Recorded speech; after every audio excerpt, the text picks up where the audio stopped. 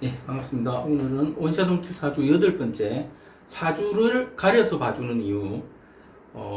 그러니까 이 글은 전체적으로 그러니까 어떤 그러니까 뭐 철학관을 하거나 하는데 누구 사주는 못 봐주고 누구 사주는 봐주고 뭐 어떤 뭐 결혼했으면 봐주고 결혼 안 했으면 안 봐주고 뭐 이런 가리는 사람들 있죠. 애 사주는 봐주고 안 봐주고 그런 거 지금 말하는 거다. 라이프가 있지. 예.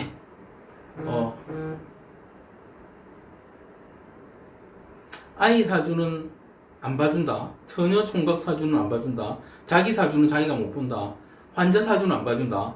종교인 사주는 안 봐준다. 뭐 또 어떤 사주는 안 봐준다 등등.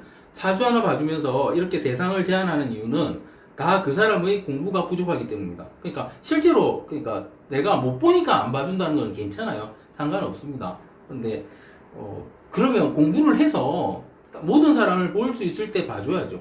그죠? 어떤 뭐 공부를 하는데 무슨 그러니까 이게 사주를 봐주는데 그 집안에 여기 있는 무슨 환자가 있을 수도 있고 결혼 안 한 사람이 있을 수도 있고 애가 있을 수도 있잖아요. 그러면 다 봐줘야 되는데 누구는 봐주고 누구는 안 봐주면 이게 그러니까 안 맞아 돌아가잖아요. 같이 사는데.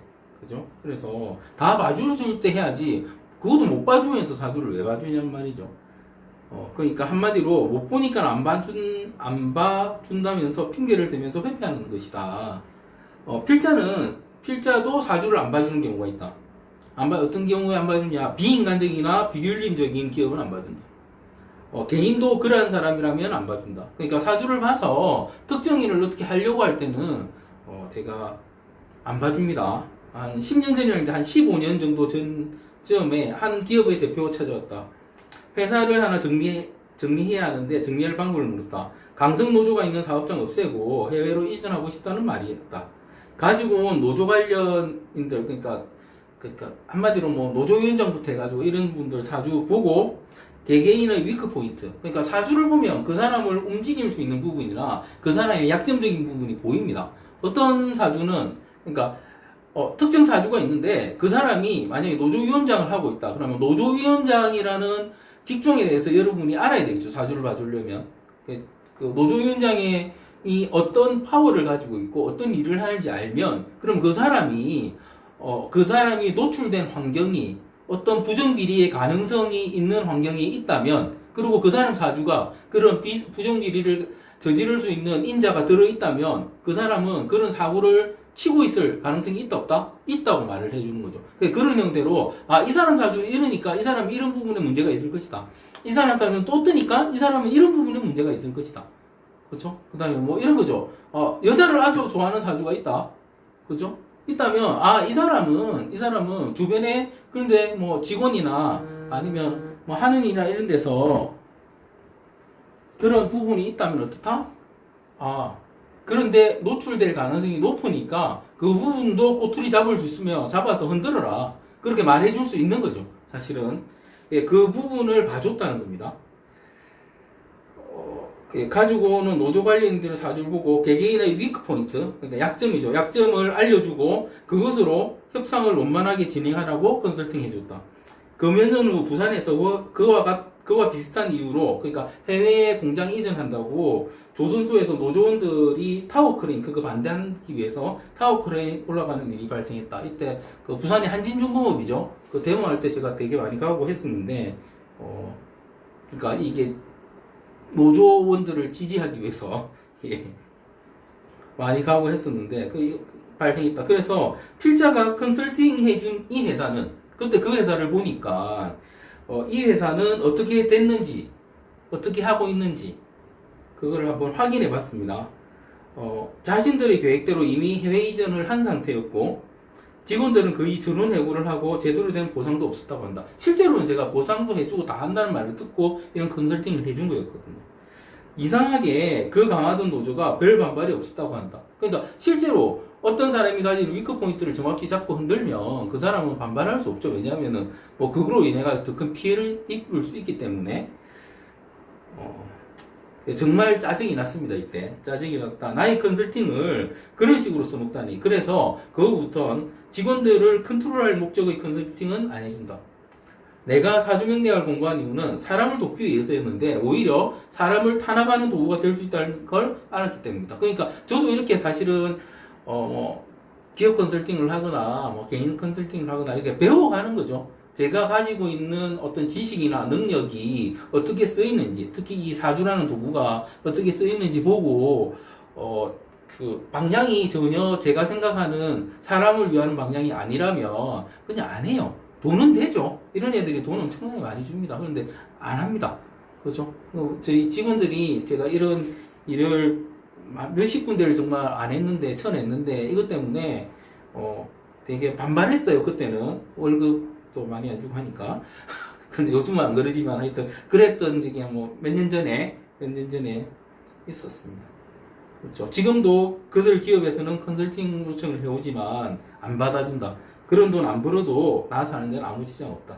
아니, 그런 컨설팅 해주면 내가 부끄러워서 못 살 것이기 때문이다. 그렇습니다. 여러분도 이게 사주를 봐주실 때 이런 부분도 생각하셔야 된다고 봅니다. 분명히 내가 사주를 봐줘서 상대방이 어떻게 사는 것인데 그 사는 데 있어서 어떤 사람이 피해를 일방적으로 입는다든지, 그렇다면 그거는 사주가 추구하는 방향이 아니죠. 그래서 그런 사주는 봐주면 안 된다고 생각합니다.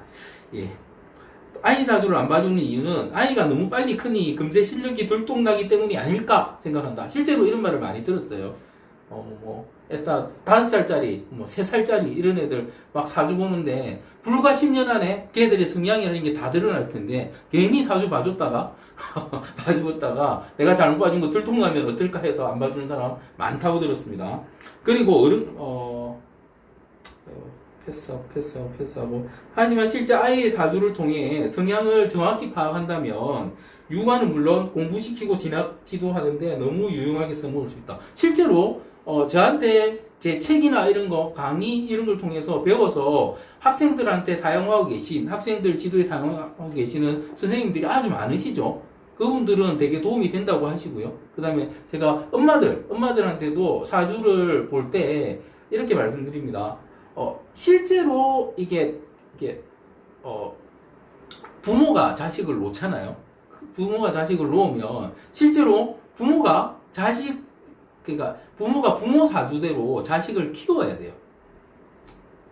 따라오게 해야 된다는 거죠. 말을 듣게 해야 되고. 그런데 그게 안 된다면 얘는 부모의 사주를 그대로 유전받은 게 아니고 다른 인자들이 좀 들어가서 부모가 감당할 수 없는 형태의 사주 구조를 가지고 있다고 봐야 되는 거죠.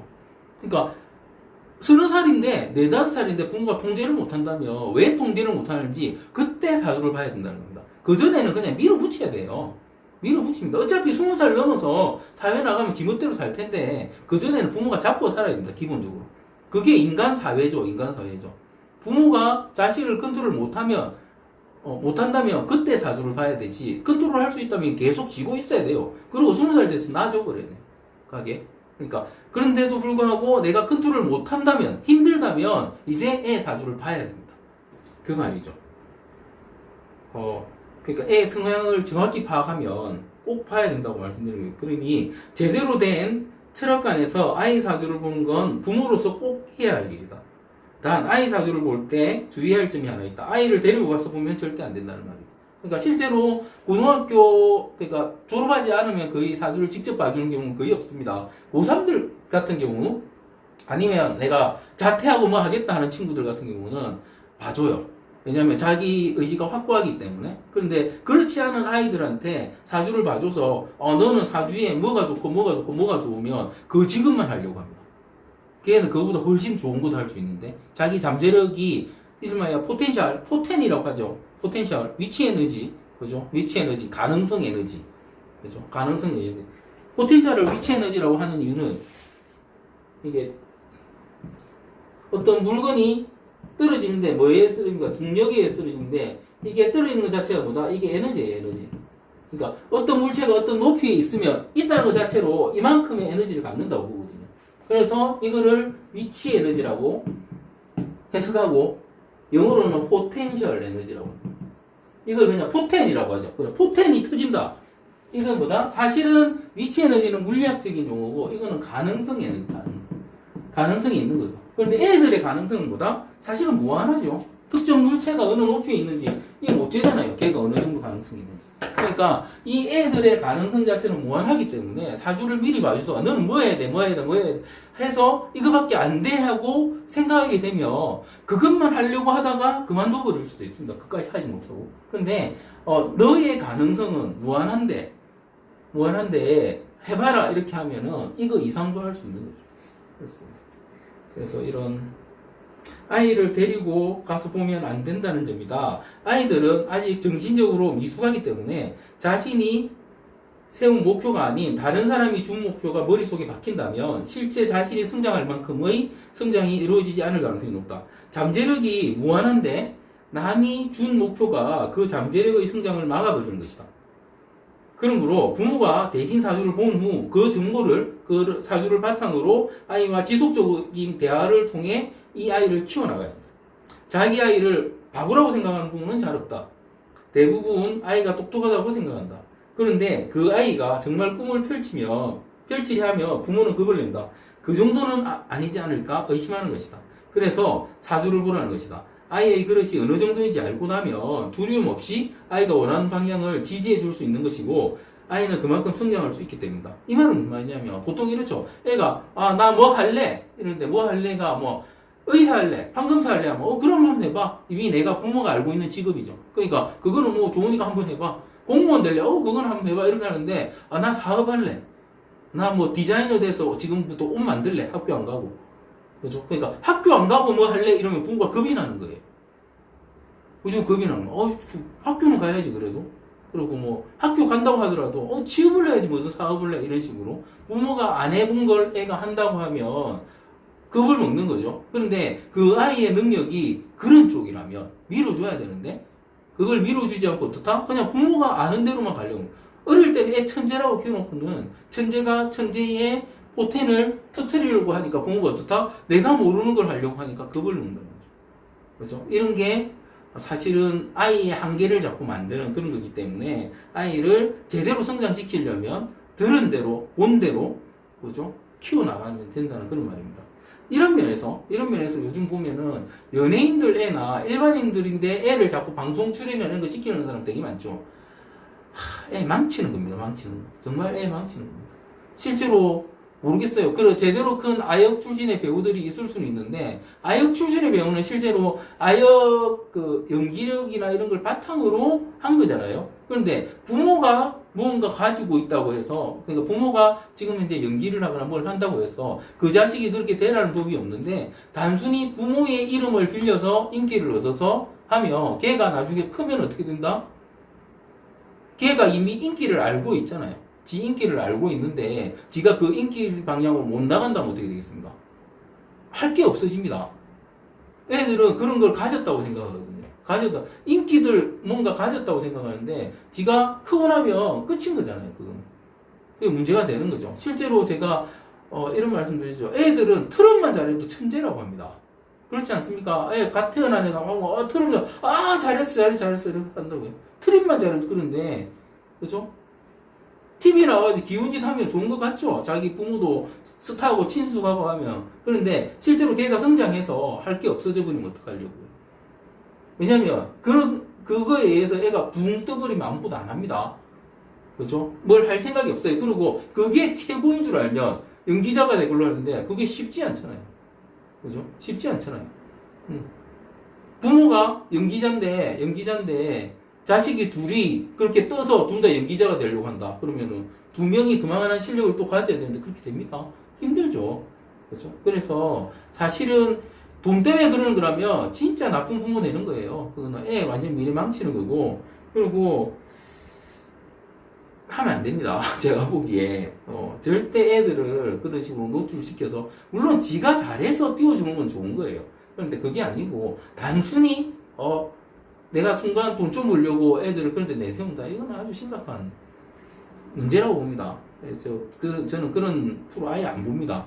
애 망치는 프로죠. 그런 프로는. 그렇게 봐요. 그리고 요새 영재 발굴 그런 거 절대 내모내지 마세요. 애는 부모 칭찬만 해도 충분합니다. 진짜 영재라면.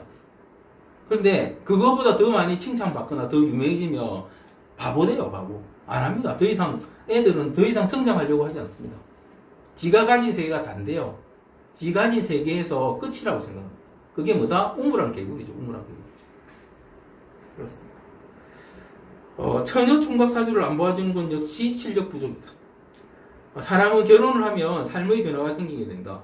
어떤 사람은 그 변화가 순방향으로 흐르고 또 어떤 사람은 역방향으로 흐른다.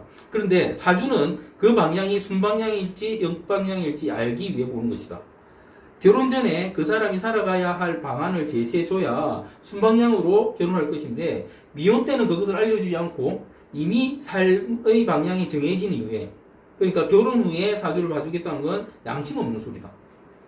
사주명리학자는 사람이 순방향으로 흐를 수 있는 방법을 알려줄 수 있어야 하고, 혹시 역방향으로 흘렀다면 거기서 해야 할 최선의 액션도 알려줄 수 있어야 한다. 지금 좋다 나쁘다를 알려주기 위해 필요한 게 사주명리학이 아니란 말이다. 앞으로 어떻게 살아가야 할지 잘 살아갈 수 있는 방법을 알려주는 게 사주명리학이다. 그러니까 이렇게 결혼한 사람들 사주만 봐준다는 사람도 그거예요. 미혼인 사람들 사주를 봐줬더니 그렇게 안 살더라는 거죠. 그죠? 그러니까 이 사람도 뭐다? 사주 실력이 부족한 거죠, 한마디로. 실력이 부족하니까 결혼하고 이제 어떤 틀을 갖춘 이후에 사주를 봐주려고 하는데 그것도 실력 부족이라고 봅니다. 자기 사주를 못 본다는, 사실 이런 미친 소리 하는 사람은 철학관을 그만둬야 한다. 이거는 제가 말씀드렸죠. 자기 사주 제일 잘 봐야 된다고. 그렇습니다. 패스합니다. 사람들은 결정론적인 것을 좋아한다. 결정론적인 게 뭐냐면 종말론 같은 것을 말한다. 끝이 있는 것을 좋아한다는 말이다. 그런데 삶을 결정내놓고 산다면 사는 맛이 날까? 사주명리학은 결정론적인 학문이 아니다. 결정론적인 학문이 아니기 때문에 4,000년 이상 이어져 온 것이다. 사주명리학을 하는 사람의 가장 큰 거짓말은 죽는 날짜가 사주에 나와 있다는 말이다. 이 말도 제가 들었죠. 죽는 날짜 절대 안 나와 있습니다. 이 이유는 사주는 60대의 갑자로 구성되기 때문에 60살이 되면 나와 같은 사주의 아기가 태어나게 된다. 61살이 되면 4,000년 동안 통계된 내용이 사주명리학을 이루는데 만약 사주에 죽는 날짜가 나온다면 죽는 날짜가 정해져 있겠죠. 제가 아마 앞에 조선시대 평균 나이가 40대라고 말씀드렸는데 40살까지 못 사는 거예요. 나이가 사주에 죽는 날짜가 나와 있다면. 그죠? 그러니까 이게 죽는 날짜가 나와 있다는 말은 뭐다? 거짓말이다. 죽는 날짜 나와 있다고 해가지고 할 수 있는 게 뭐다? 부적 써라, 뭐 해라. 돈 벌려고 하는 거예요. 그렇습니다. 사주 5만원 주고 보고 부적 30만원짜리 쓰고 50만원 주고 이름 바꾸고 뭐 하고 하는 거예요. 그렇게 만들려니까 이런 거짓말을 할 수밖에 없는 겁니다. 그렇고요.